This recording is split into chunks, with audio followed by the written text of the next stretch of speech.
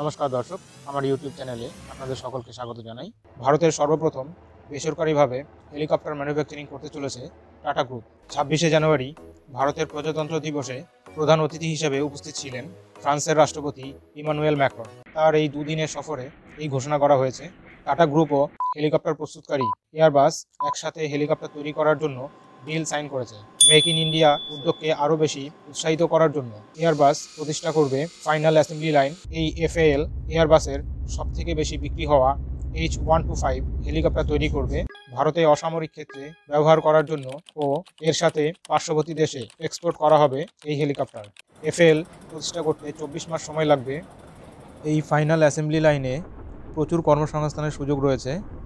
এর সাথে এয়ারবাস ও টাটা গ্রুপের মধ্যে টেকনোলজি শেয়ার হবে। ফলে এই ডিল ভারতে অর্থনৈতিক, আন্তর্জাতিক রাজনীতি ও প্রযুক্তিগত দিক থেকে ম্যাসিভ ডেভেলপমেন্ট নিয়ে আসবে। যদি ভিডিওটি ভালো লাগে তাহলে অবশ্যই লাইক করুন, শেয়ার করুন এবং চ্যানেলে যদি নতুন হয়ে থাকেন তাহলে অবশ্যই চ্যানেলটি সাবস্ক্রাইব করুন পরবর্তী ভিডিও নোটিফিকেশান পাওয়ার জন্য। ধন্যবাদ।